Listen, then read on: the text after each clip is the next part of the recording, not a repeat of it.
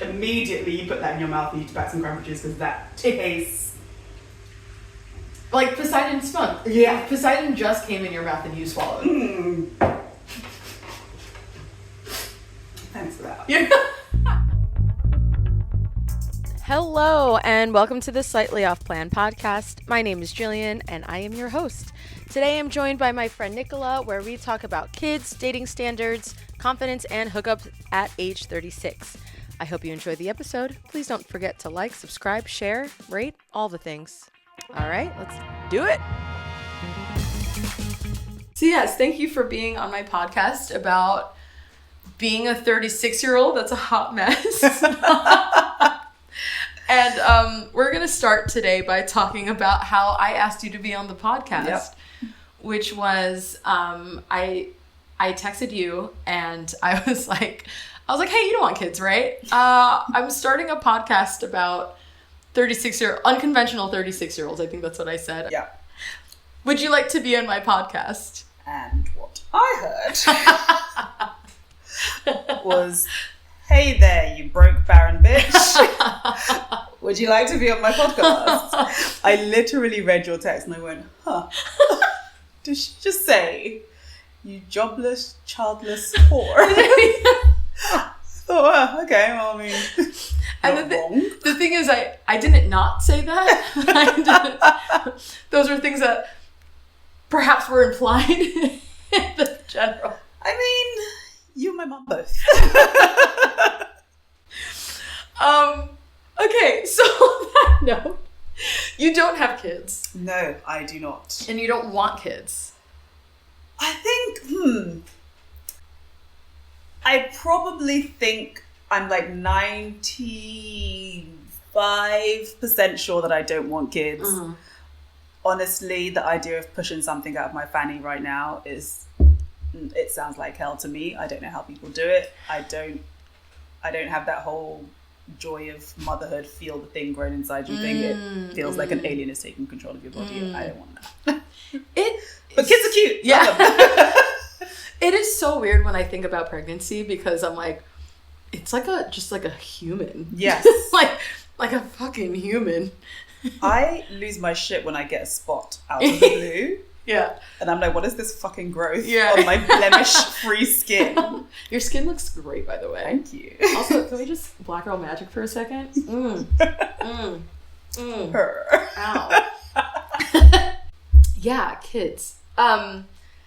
You know what's interesting? I went my entire life thinking that I would adopt. Like, I was just like, I want to adopt. But it comes from a dark place. Like, it's not from like, oh, I want to help someone else's family out or whatever. I need to know how adoption is dark. It comes from a place of like, everything is on fire. I'm scared. And why would I create new life when I don't even know if the world is going to be here? Exactly. in 5 years? Exactly. I'm genuinely like, first of all, brink of war. Yeah. Like nuke. I feel like nukes are just everywhere. They're everywhere. Everyone I have a nuke, you have a nuke. And everyone's ready to press that nuke in pocket. Fucking nuke button. Global warming. Apparently that's a thing. Really bad. Really, really shit. Accelerating. So yeah, I'm just like, if the world is going to end, I preferably want to light up a herbal remedy, shall we say. And I don't think I want a kid asking me what's for dinner as the world implades. Yeah. So yeah.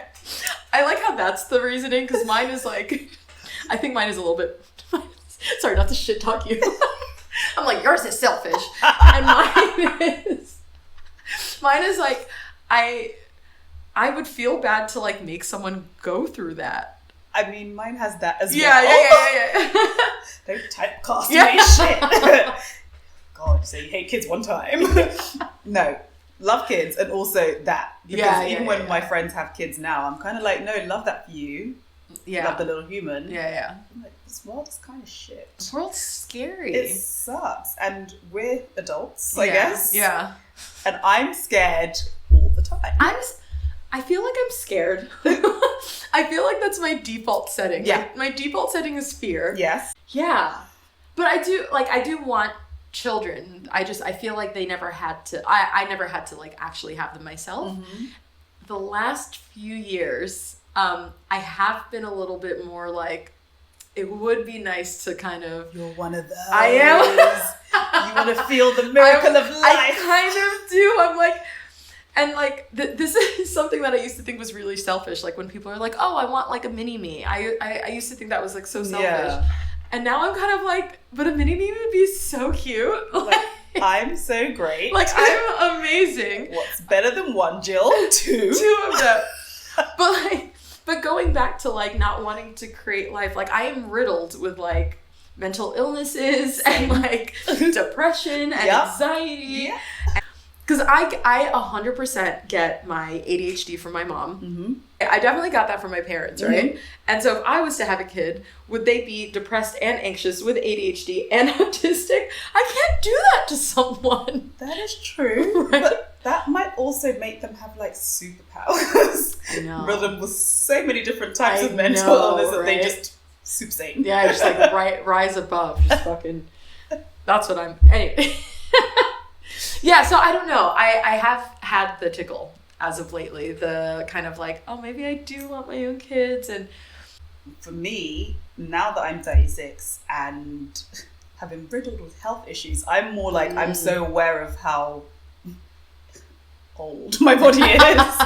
And I'm so more aware of all the different risks of pregnancy. I feel like if you wanted to get me pregnant, you should have got me when I was like 22 and dumb as fuck and knew nothing else. Yeah. But now I see it as a threat. I definitely do. The other day, my mum, I think she said, well, actually, I see a few things as a threat. But she said, my mum is super religious, let me put that out there. She's like, I've been praying about it and you're going to get married by the end of the year. And I was like, fuck, how dare you say this to me? You take that back right now. I see pregnancy as a threat. I really do. I'm like, my body is hanging on by a thread. My metabolism weak as fuck. And now you want to add another little parasite to that? Absolutely not. You want me dead. And that's what I hear. I love the threat aspect of it. It's a threat. It's a fucking threat. It's a fucking threat. Like if someone says, oh, like, yeah, I want to get you pregnant, they think that's sexy. I'm like, no, you said you want to fight. You want to go? Let's go right now. You trying to fuck me up? You want to fight? That's how I feel. Because I'll come right here right now. Let's talk about your mom. Sweet. Super religious. Yes. We love our immigrant moms. Yes. Your mom's an immigrant. My mom's an immigrant. Yes. Mine's from the Philippines. Mine's Nigerian. And so, being 36 and broke barren bitch. Oh God. Not married. Yes. No kids. No kids. And you're also about to move to Dubai. Yes, I am. Yes, because you don't have little parasites. Yes. I feel like someone is going to hate that I'm calling them little parasites. Your little angels are beautiful. Love kids. It's just that not for me. Yeah. Right now. Yeah. Thank fuck. Otherwise, I'd never be able to move for the job. Yeah. Or you could, but it'll be a lot more complicated. Yeah. So one of the things that like I really struggle with is like on my and this is actually like the inspiration for the podcast came from me being like, I can't do everything that I'm supposed to do. We're supposed to drink 8 glasses of water a day and exercise 3 times a week. And, like I don't live near, my parents are back home in New York. And so like, I have to make time to check in with them. And my sister, which I love to do, obviously, but like, I have to make time for my grandmother here and et cetera, et cetera.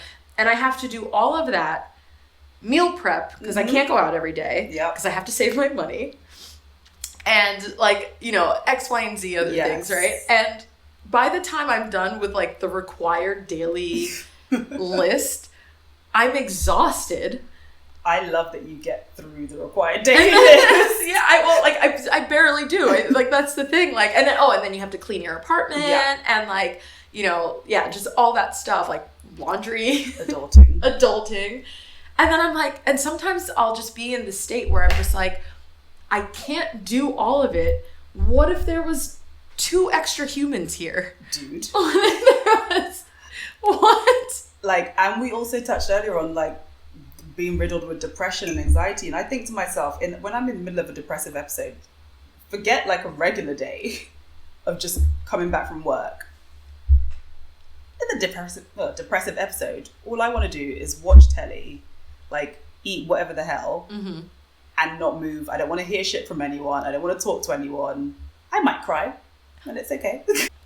How does how does your mom feel about the fact that you're not married and or the fact that you don't have kids? So you said that she was praying for you. The marriage one, I think that's probably doing her nut in quite a lot. But on the flip side, she's almost half given up on me. It's a very weird thing where she really badly wants me to be married. I think maybe parts of it comes from a good place of like, oh, okay, someone to look after you and all of that bullshit. Yeah. And the other part, I think, is that a lot of the family friends we had growing up are married with kids. So I feel like she watches all of these people with their very grown-up lives. Yeah. Like, where did I go wrong?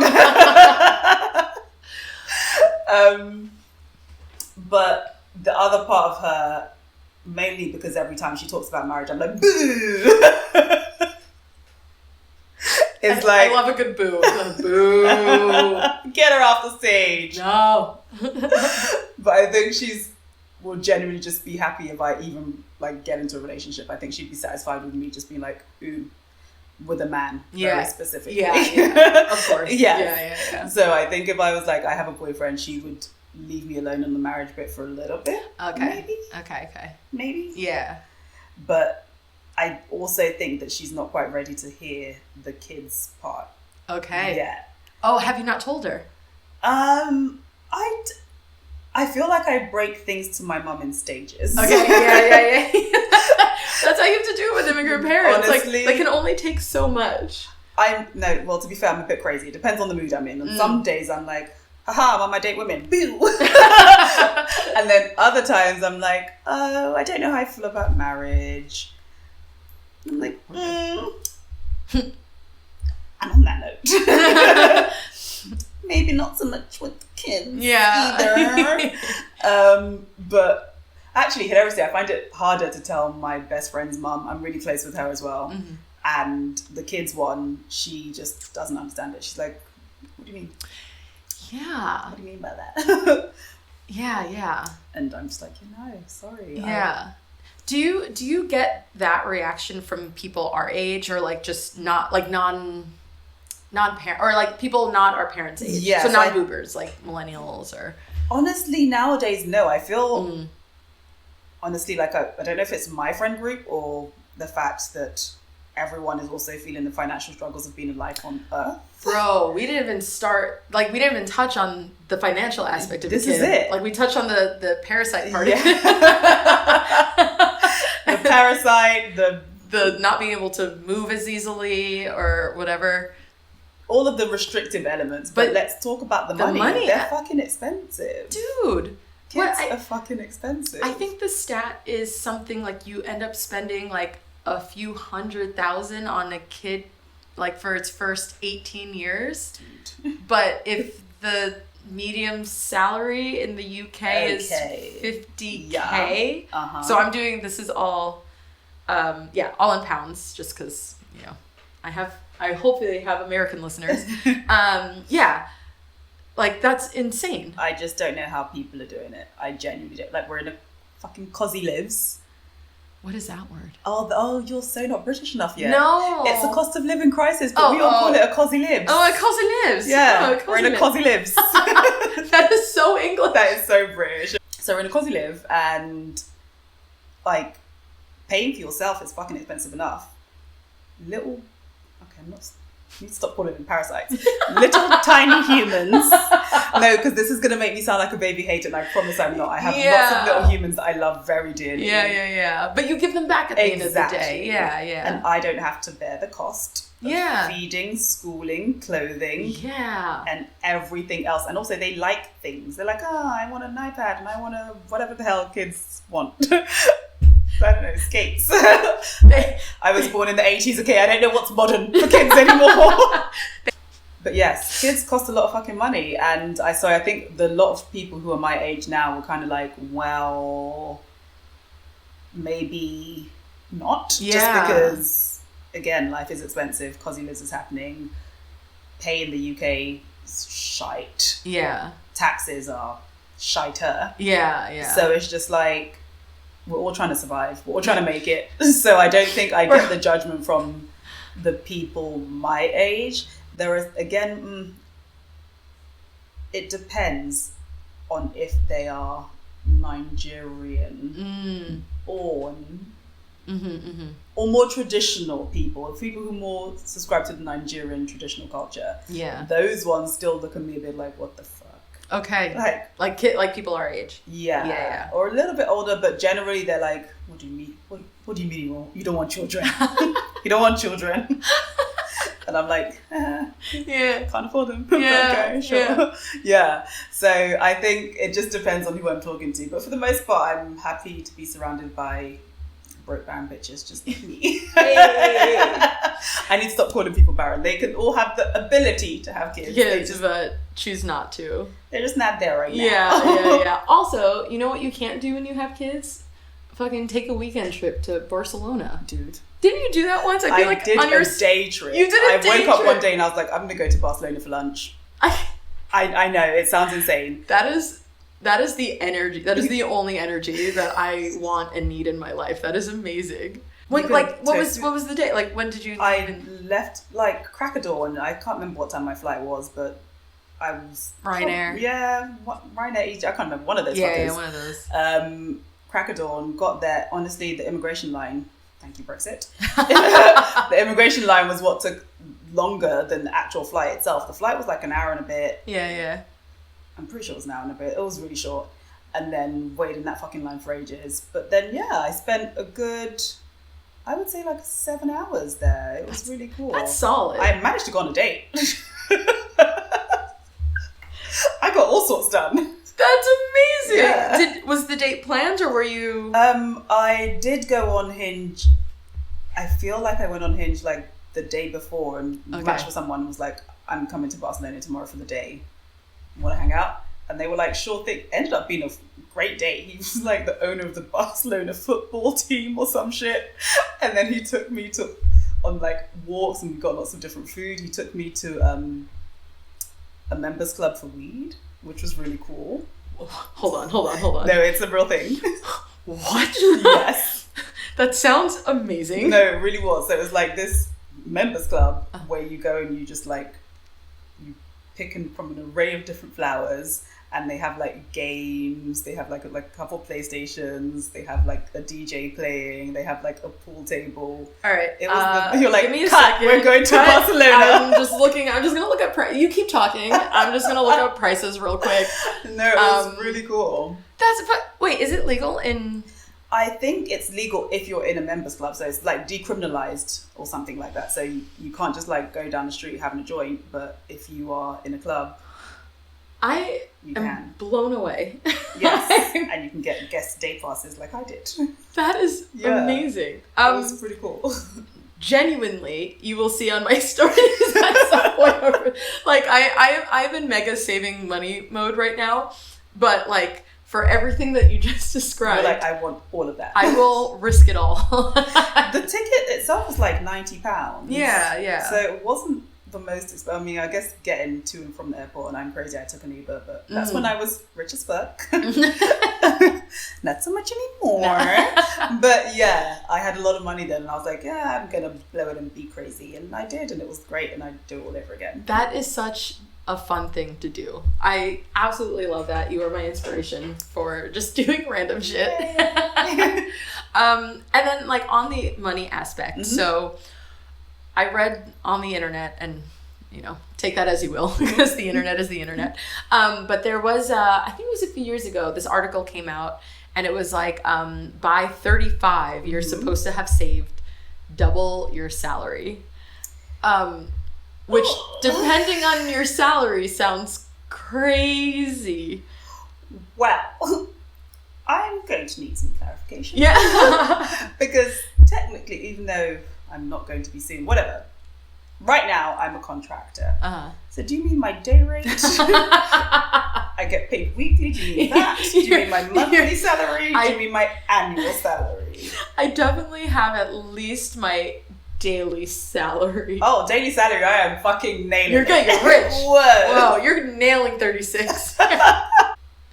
Yearly, absolutely. That's fucking crazy. Absolutely not. I read, so like when that article came out, a bunch of memes came from it because everyone was like, no, fuck you. And so like it was just basically a bunch of things that like that you know, like that you're supposed to have by 36. So it was like, you know, by 36 you're supposed to have owned like, you know, a football team or something like that. Or like it was just like a bunch of really ridiculous shit that like most normal like non-trust baby people don't have. Like I don't understand what the world wants from us. They're like, you need to have greens, beans, potatoes, tomatoes, chicken, turkey, greens, beans.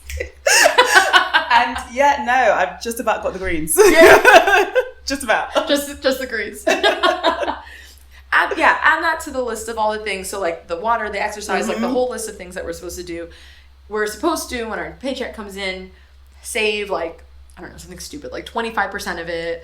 I don't know, I made that number up. But like I think it's something like, it's something like that. Save a percentage. 30% goes towards like rent and bills, and then 20% for savings and 20%. Yeah. I'm actually like, I'm not like amazing with money, I would say, like, but I'm decent with money. I'm sensible with money, I would say. I'm sensible. Like I do have savings. I have a decent amount of savings. I've been relying on that decent amount of savings. Yep. A mood. But it's definitely not double my annual salary. And if anyone has that and you're single, please hit me up. Ooh, you know what? My mom said I'm going to get married this year, and I will stop rebuking her prayers if you are the person that we're describing. I will second that. I too can't be the same person. I need all of your savings. Yeah. Thanks. Yeah. If you have a friend or something that also has a dad who's single, listen, I'm age range. That's the beautiful thing about being 36 is that there's a spectrum that's acceptable for me right now. So that is such an interesting, like, so I find, we're going to go into the dating segment. We're going to do the dating segment of being single at 36. And one of the things that I have found about being single at 36 and like one of the hard things that I find about dating at this age is that my standards are higher. Ridiculously higher. Okay, because I think the common joke with like being single as you get older is that your standards go They're down. Meant to drop. Absolutely not. Mine have gone higher to the point where I need to like check myself sometimes and be like, I probably won't marry Pete Davidson, so I need to stop. No, but I think it's a good thing for your standards to go higher. Because I don't know how long you've been single for. I've been single, God, what year are we in? For like 3 years. I think I'm about 2 years, I would say. Yeah. And honestly, it's been great. So I feel like if you're going to trick me out of that, I make everything sound like a trap. Trust me, I love guys. love guys, love kids. I love it all. But if you are going to get me into a place where I have to consider like another person's feelings, times, emotions, all of that good stuff, which is great. Yeah. Like I do love it. It has to be for someone that's fucking worth it, because my peace, yes, I'm very live, love, laugh kind of place in my life. And I'm like, no, my peace is necessary, and there's nothing that I will let disrupt it. So if you are going to date me, you have to be adding something to my life. Say it again. No, honestly, I genuinely mean that. Yeah. You have to add something to my life. You have to make life easier to live, make life more enjoyable to live. My friend and I were talking about this the other day. I think she showed me just a Hinge conversation she was having. I was like, should I archive this? Should I let this go? And my 2 criteria for anyone I'm dating is as simple as, am I having a good time? Am I confused about what this is? If I'm having a good time, we can keep it cracking. If I'm confused, like the answer has to be yes and no in that order. If it's no and yes, you got to go. Yeah. You got to go. Yeah. Because why are you dating if you're not having a good time? Why are you doing it? Yeah. I struggle with that because like I'm very like, what if I'm judging too quickly? What if I'm this like what like maybe they need a little bit more time, whatever. And what I'm trying to get better at when I go on dates is like, by the end of the date, did I have fun? Yes. Did I not have fun? Yes. Yeah. So it sounds like you kind of got that. I think so. I get the whole. I struggled with that whole. Am I being too harsh? Because some people call me strict. So I did struggle with it. Am I being too strict? Are my standards too high? Blah blah blah. But again, I feel like when you meet someone and you get along, it's every single time I've actually fancied someone or actually had like semi-warm heart tingly feelings for someone, it's been very easy. I've just been around them and then I've wanted to keep being around them. Yeah. And then I'm like, kind of don't like it when we're not together. Oh, I miss that feeling. You had this nostalgic look in your eyes like, I remember her well. I remember being in love. Yes, exactly. Yeah. But if I have to overthink it, and I'm already I'm a fucking overthinker. Yeah. So if you're making me overthink, then at some fundamental level in my body, we are not compatible. Yeah. And that's just how I decide to think about it. And that's kind of freed me up a lot because, again, I'm an overthinker. So I'm just like, no, my body will know because I will naturally want to be around you. I'm also not very, to the untrained eye, I'm not a very lovey-dovey person. I'm not very tactile. However, get the right person and you will see the most disgusting version of me. I'm honestly mortified at the version of me that I've become. I'm God. Like the mushiest. Are you like, do you turn like full cringe? No, like, I'm disgusting. Like hard eyes, like every time you look at your partner? I'm embarrassing, actually. I make myself a little bit sick. Oh my God. But again, few and far between. So that's what my justification for making it okay is. I'm not like this all the time. Yeah. Someone has to like get you have there. To bring it out of me. Yeah. Oh, I love that. I think that's one of the things that like I struggled with in my 20s. And that's one of the reasons, like I have always loved my 30s, like regardless of the fact that I have nothing figured out and I'm not married with no kids and don't have a home or et cetera. Yes. Minus all of that. I have always loved my 30s. I remember being super eager to turn 30 because I just knew that I knew that I was like ready to be an older woman, I guess. Even though I still don't feel like an adult. I still was like, I feel like my 30s are going to be like, I'm just going to, I don't know, things are going to start to make more sense. Yes. The level of shits you have to give that I give have gone down dramatic, like so much. Yes. And so I want to deal with less shit. Yes. And that translates in dating. 1000%. Which is exactly what you're saying. Yep.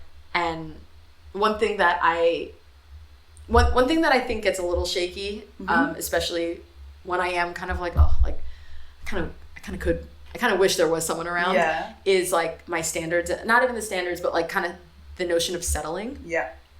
And now I'm like, I will not settle. I won't do it. I won't. Every time I consider settling, I have an experience that reminds me exactly why I can't settle. Yeah. So I dated someone, if he ever listens to this, he's going to know exactly who it is. But you know who you are. And he was good on paper. He really, really was. His money, decent. Good looking guy. Drove a nice car. Knew how to fucking cook. And that was great. A man that can cook is a new turn on that I didn't know I had. I was like, get me out the kitchen. Yeah. Get in there. But also bring home the bacon. Yeah. Do both. All of the above. Yeah. We want it all. We're not settling. We're not settling. But I very much felt, I didn't feel the warm fuzzies with him, and I didn't feel like, I don't know, like we were doing all of the things. He'd take me on these like grand dates and all of that stuff, but I didn't really get the feeling that he liked me. I think it was just more like, you're hot, I'm hot, let's be hot together. Yes, that is, I've dated that. Yes. Yeah. And I was like, do you like speaking to me. Yeah. I don't have like, do you enjoy who I am? And I wasn't sure that he did. That ended.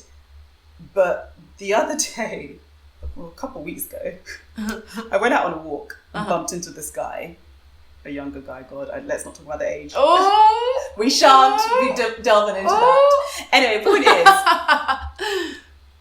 from this like second me and this person started speaking, there was just a natural ease to it. Oh, there was a natural ease to it, and I genuinely enjoyed speaking with him, and then that in turn brought up the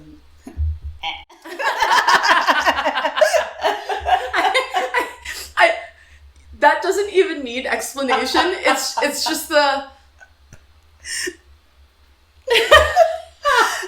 So again, I knew I liked him, not because I had to think about it and figure it out, but because I was behaving in the way I behave when I like someone. Yeah. Same with my Emirati prince. Another fellow I met last year, and we had a 2-night stand. Oh.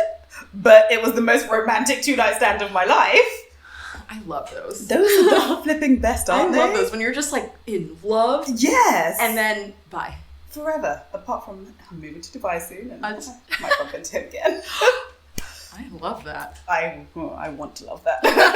Yeah, that was a great... So you had a 2-night stand with this guy. Yeah. How did you meet him? Where was the 2-night stand? Okay, we met at Everyday People. Wow, what is that? It's this music... I don't know if it's a festival event. Let's call it an event. Okay. It's a music event that happens. I'm pretty sure it started in America, but now they do have like a London one. They have a Dubai one. They have one that they just travel around countries that very like Amapiano, Afrobeats. Oh, nice. So he was by himself, and I remember my best friend actually saw him first. She was like, "Oh, that guy's really hot," and I was like, "Huh, that guy is really hot." And then we kind of subtly danced over to where he was. Like, nothing to see here, just pianoing over. Yeah, so we met at this event, whatever, we swapped numbers. Actually, I guess it wasn't really a 2-night stand because he went home the first night. And it was a very PG night, like... cheeky snoggy, hand roaming there, nothing too crazy. Cute. Yeah, keeping it classy, like a classy bird I am. I'm a lady after all. Yeah, of course. I wouldn't think otherwise. My chastity. But yeah, the second day I was working from home and he came over. I did not work much that day. Fred quit that job so you can't find me.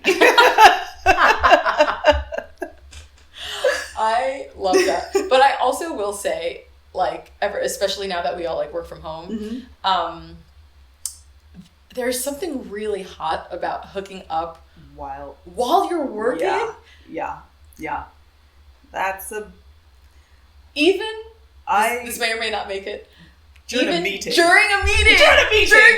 turn it's like I don't know if it's a bit the risk, and also it's the control. I think I find people who can or me trying to make someone lose control. Oh. Like I like you trying to hold on to your shit. Yeah. And I'm doing my best to fuck with you. Yeah. That does my nut in. It really does. You're Slytherin, right? Yes, I definitely am.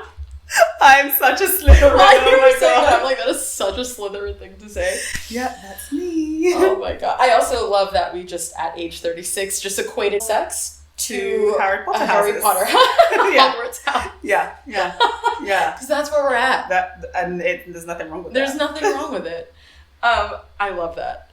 Hold on, we just branched off. Yeah. So second night with Emirata. Yes.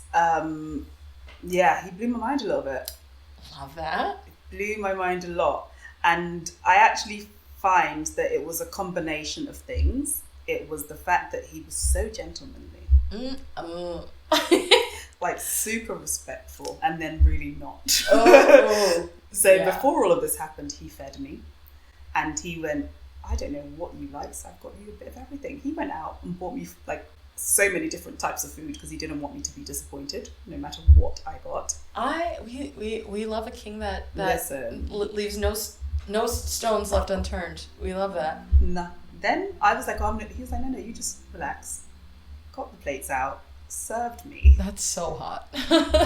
Right? That's so hot. It's so hot. Yeah. So I was already like, oh, fucking hell, take my clothes off. Why don't you? Yeah. And then as soon as we finished eating, chilled for a bit. I think we played a bit of, no, we didn't get to play TV, anything at this point because then he said, I'm going to take you to the bedroom now. And I said, well, okay. Well, who am I to argue? If you must. Please. And he did exactly that. And when I was physically spent, he said, no, we're not stopping. Oh. But you can relax. I'll do everything. This is not you're not describing a real person. And I will show you the clip afterwards of me going, you're amazing. Because I was, like, he was revealed that he plays the fucking guitar and started playing my ukulele. And he's also an archery expert, which I love archery if you don't know this about me. I didn't know that about you. I love that for you. So I was like, I'm sorry, who sent you? First of all, you're a spy. Lord, I've seen what you've done for other people. Here I am, Lord. I was literally like, what the fuck do you mean by that? Yeah. Like, so as he had finished feeding me, fucking me, and then playing my ukulele, I was filming him playing the ukulele, and I went, you're incredible. No, it was like, it was embarrassing. And I meant every word. I'd say it again. I'd say it right now. Need that clip. That is amazing. I'm going to add that to my promo with no context. Yes. You're amazing. No, it was, mortifying. But it was because he'd given me a flipping day to remember. Fucking hell. See, okay, because this is the thing. This is one of the things that I think has developed in like my, like mid to late 30s dating is like, I want a man that can do it all. Yes. Because I can do it all. Absolutely. So like everything that you just described, I want that for myself, and I'm waiting for it. I'm not settling. Absolutely. But I also could like run. I can't play the ukulele, but I can cook and then fuck and then I don't know, tell improv jokes. No, you can entertain. I can entertain. That's all it falls under. And so like I think one of the things that I'm kind of like really trying to like keep my standard at is like I can't date anyone who can do less than what I can. Absolutely not. And like and maybe not like, I don't know if this is the right phrase for it, not like a tit for tat, like I can do this so you can do that, but like can you do the equivalent of whatever, like which is not like a radar that I had when I was 25. When I was 25, I was like, boy is hot. Boy kissed me. I like this. And that was it. That was enough. Boy likes me back. The end. That was it. Yes. And now I'm like, can you cook? Because do you know how to use a drill? Because I do. Do you know how to change a tire? Because I can pretend that I do. Because I gotta put me first, Lucius. Like, what about me? I'm genuinely like, I think I've become a lot more selfish. But I don't even think it's selfish. I think when people hear selfish, they're like, oh, you become like a raging cunt. No. Yeah. Like, I'm a very kind, very generous person. But I feel like in my 20s, and maybe it's a Nigerian conditioning thing, or maybe it's just being a woman, I think you're always conditioned to put other people's needs before yours. So I found myself constantly serving. Even when I was dating, I was constantly serving. I was always constantly trying to like provide some kind of value. Yeah. Or prove what my worth was. And then I'm like, wait, hold the fucking phone. Yes. I'm amazing. I'm great. I don't need to like convince you to love me. Yes. You just need to get here, get with the greatness. Put your pussy on a pedestal. And then start doing something that makes me want to love you the way I know I'm capable of loving. Yes. You said preach. Preach. No, that has been probably one of the biggest shifts in in my mid-30s dating, which sometimes it stresses me out because I'm like, why did it take so long for me to get here? Dude. And then also at the same time, I'm like, well, thank God I didn't get into something in my late 20s because now my standards would be down here.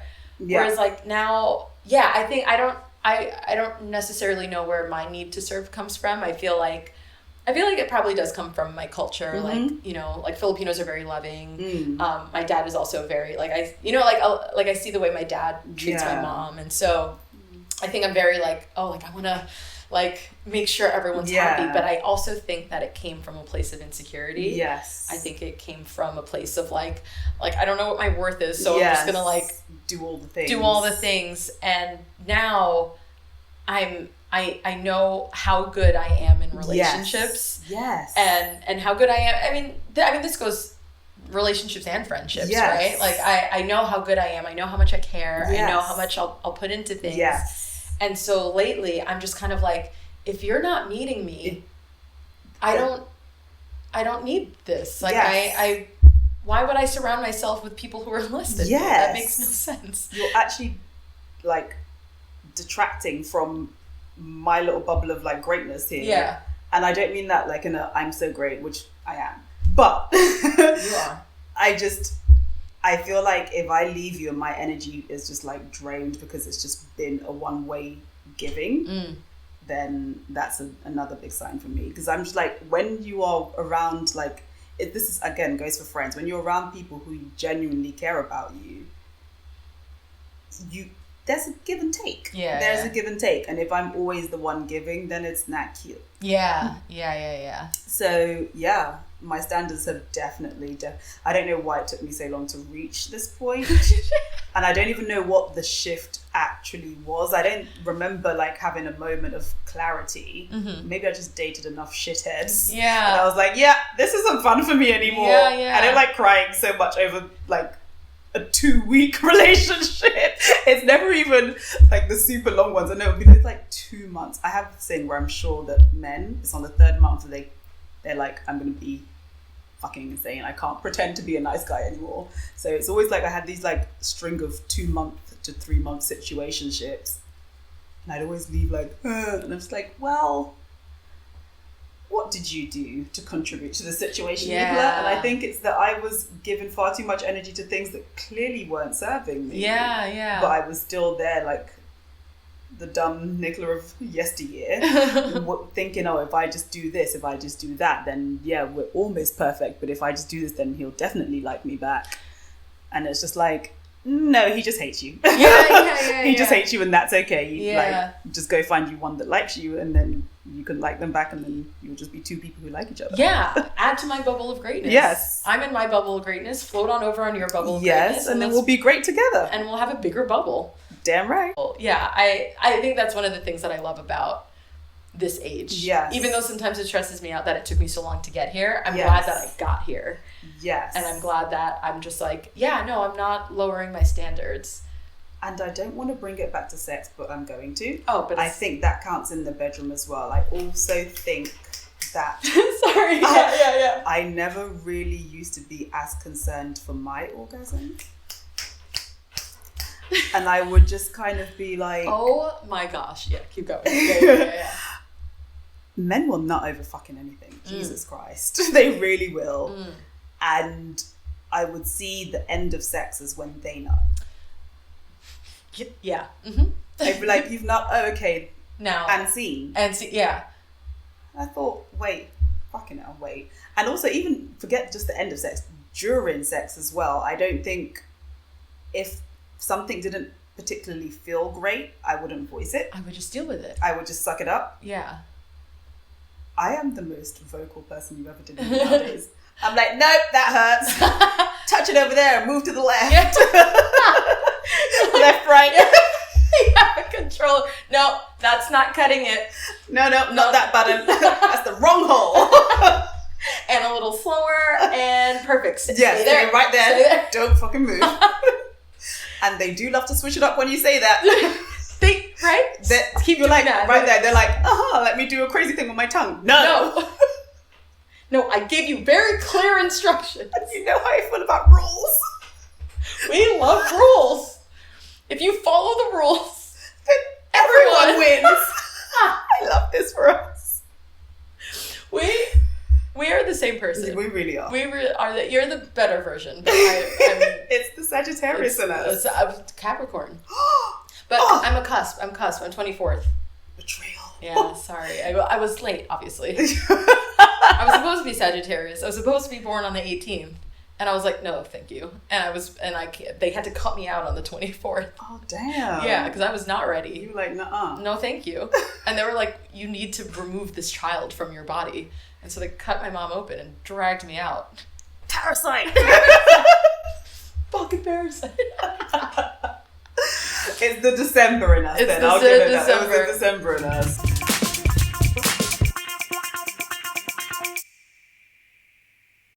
I had partners that got me there. Yeah. So I dated a guy for a little bit. So again, like, same as you, like, sex ended when he finished. And it was not fully about his pleasure. Like, you know, guys took care of me from here and there. But, like, it was always, like I was very quick to be like, oh, it's not going to happen to me. But let's just, like, make sure that you're okay. Yes. And then I dated a guy who was not, he was like, no, every time.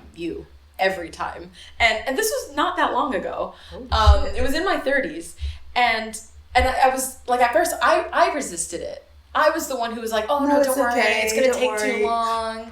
Oh my God. Like, now I'm in my head. I still struggle with that. I still it's do. Because I'm like, I take forever. Yeah. So I'm like, it's going to take too long. And now that I've thought about it's going to take too long, I'm just like, I'm so super aware of how long I'm taking that I'm like, finish, not now. And I'm looking at the time, I'm like, it's been 9 minutes. Okay, if I don't within the next 30 seconds. Yes. Then I'm going to go just call it. Damn it. Time of death. And then, but to you know, this day, like, I still have to, like, I'm better at it, but, like, I have to talk myself through it. Yeah. And I have to be like, my pleasure's okay. Like, my pleasure's important. But yeah, it was, and, you know, it was with this guy. Obviously didn't work out because I'm not dating him anymore. Lovely guy. Like, no, like, it wasn't a bad breakup, but, just, you know, didn't work out. But yeah, every time he was like, no, like, not until you're done. Even if he already came, like, he would, I know. And it opened my eyes. I didn't know that was an option. And yeah, it was, I mean, whenever I have these, like, realizations in my 30s, it's like a stack of thoughts where one, I'm just like, why didn't I know this sooner? But also, I'm so glad that I got here eventually. And I'm so thankful that, like, okay, it took a little bit longer, but now I get to prioritize myself. And my sex life has been so much better because I've been selfish. Yes. But because I'm selfish and I'm happier, everyone's happier. Everyone's happier because I want to give the pleasure as well. Yeah, and it's incredible that it took us so long to get here.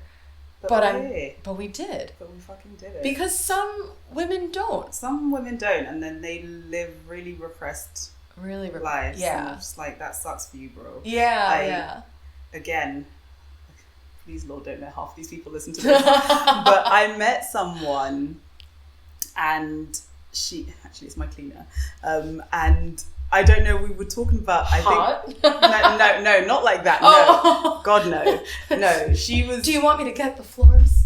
Behave. No. I accidentally left one of my toys out. That is my greatest fear. Yeah. When people surprise come over. Yeah. I'm like, gotta hide everything. Yeah. Well, I did not hide everything this one time. Can we know what toy it was? Oh, the sucking one. Ooh, the rose? Or the other one? Well, I don't have a rose, but I've heard stories. I have a rose with an insertable element as well. Ah. Yeah, so that's the double-pronged rose and chef's kiss. But no, my go-to daily, every other daily, I don't have a problem. You're like, on my daily checklist, drink 8 glasses of water, rose toy. 8 glasses of water, morning yoga, have a cheeky wank, meditate. But I love cheeky wink. Like, I love that phrase. That's not something we have in the US. And I love it. It sounds cuter than, like, yeah, it's fucking jacking off.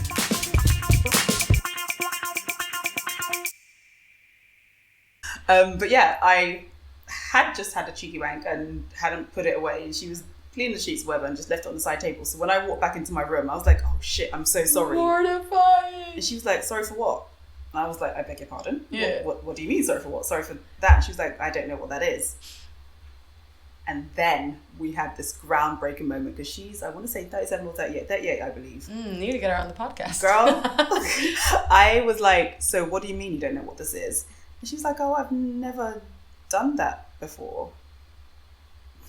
You what, love? Immediately, I was like, I'm ordering you one. I was like, what is your birthday? And she's like, no, you don't have to do that. I was like, no. This was my responsibility. You were like, please. I am going to change your life.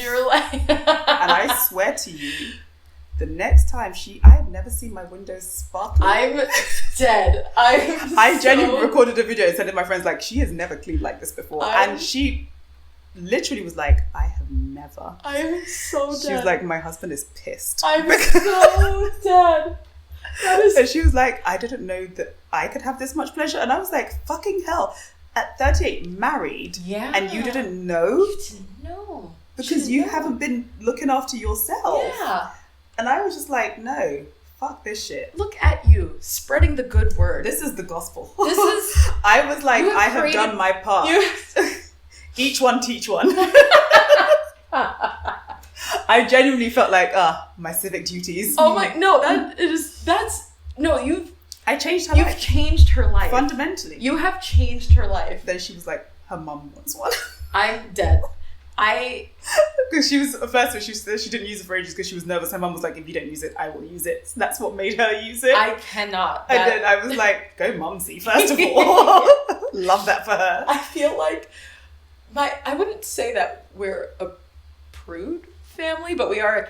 I'm not Catholic, but like we were raised Catholic and all that stuff. Me and my parents do not talk about any of this stuff. I mean, and that's another thing too, is like we had to figure all this. Yeah, we had to figure all this out on our own, and like, and that's why everything.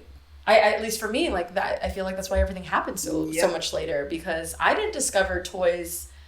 Like, I think when I was about 18, like some girlfriends were like, let's get dildos, and so you had like the sparkly one or whatever. Like I had a sparkly purple one, but I don't even remember the shape. I think it was just like phallically shaped, but not like, shaped like but like phallically shaped, and then I don't know, it did nothing for me because I didn't know how to use it, and then the suction toy came out, but I didn't learn about that until a few years ago. Same. Ish. And also like life-changing. But every time. one of the things that is like new to my sex life in my 30s, especially as a woman that doesn't easily finish through penetration. Adding toys. It's a fucking game changer. Add toys to your sex life. They are not your competition, they are your friends. Yes. Toys are friends. Honestly? Yeah. Yes. I now judge guys based off of their reaction to me saying, I need the toy. Let's bring that puppy into this. Yeah. Because if you get intimidated and weird about it, I'm like, no. You don't know what you're doing. Exactly. She has never come before. Yeah. And like I get it for younger boys. Like I get it. Like if you're starting to learn about sex and you don't know about toys, and like because a lot of that came from like my 20s. Like guys being like, there's no toys, but I can do it. But like, bro, you never did. You can't. You just simply can't. Yeah, but now in my 30s, now I'm like, if you're still intimidated by toys, you are a boy. Get out of my face. I will do this on my own. Yes. Because you are not going to get me there, especially like in the beginning when I'm still trying to get comfortable. Yes. And I'm still in my head, and it's going to take me a long time, bro. And just for all of our pleasure. Yeah. Let's get this show on the road. Just get the show on the road. And there is also the most intense orgasm when you have the combo of toy and penis at the same time. The combo. The holy grail. Yeah. There's the combo. Yeah. The penis toy combo. It's the penis toy unclit combo. TLC said to not chase waterfalls, but damn it, I did it and I succeeded. It is the best combo. It's the best combo. It is the best combo. And if you're trying to take that away from me, you're trying to fight. Trying to fight. This is a threat. Why are you trying to impregnate me and not let me get pleasure? Why are you doing this? Crazy stuff. But I think the difference is that I now feel confident enough to say that because I care about me. Exactly. I care about my pleasure so much more than I used to, and I'm now like, I'm not afraid to tell a guy what I want. Yeah. Because I'm not so much looking at like, oh, will he leave? If you're going to leave, then fuck off. Yeah. Because then I can actually wank and then watch some telly. Yeah. It's so much easier. Yes, it's actually quicker for me this way, and I don't have to get like my jaw stiff trying to get you off. So Yeah. Win-win. Yeah. But if you're into this, then let's have a party. Yeah. It's so, I mean, obviously a lot of this podcast is about like, what have we not done by this age? But again, like there's so many beautiful things that I love about being this age and having had the chance, even though I didn't do it on purpose, but being alone, like not in a long-term relationship, no kids, like no real things to take care of. Yeah. Like, I don't think I would have gotten here if I didn't have that space to figure it out. Agreed. Or if I didn't, have that guy that like made sure I was a priority, or the guy after that who was like, I'm not intimidated by toys. Like, take it out. Like, let's fucking use it. And also talking to girlfriends and stuff, right? And talking about this stuff. And have you watched How to Build a Sex Room? How to Build a Sex Room on Netflix. It also changed my sex life and my confidence and my list of things to watch. Oh, it's so good. It's so obviously the name of the show is How to Build a Sex Room, which sounds how it sounds. It is so heartwarming. I love that. It is such a great show. Oh, okay. Highly recommend. Okay, I'm gonna add that to the list. But yeah, didn't get married, didn't have kids, but damn it, I can nut. And that's our show.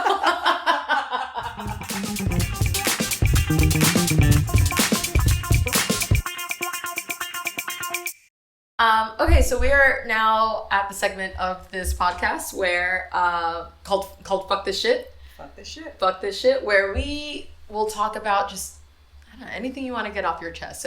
And anything that made you feel like you're not exactly where you're supposed to be. Because we are exactly, I know this is so woo, but this is something that I truly, like, I'm a crystal bitch now. Like, we are exactly where we're supposed to be. Yes.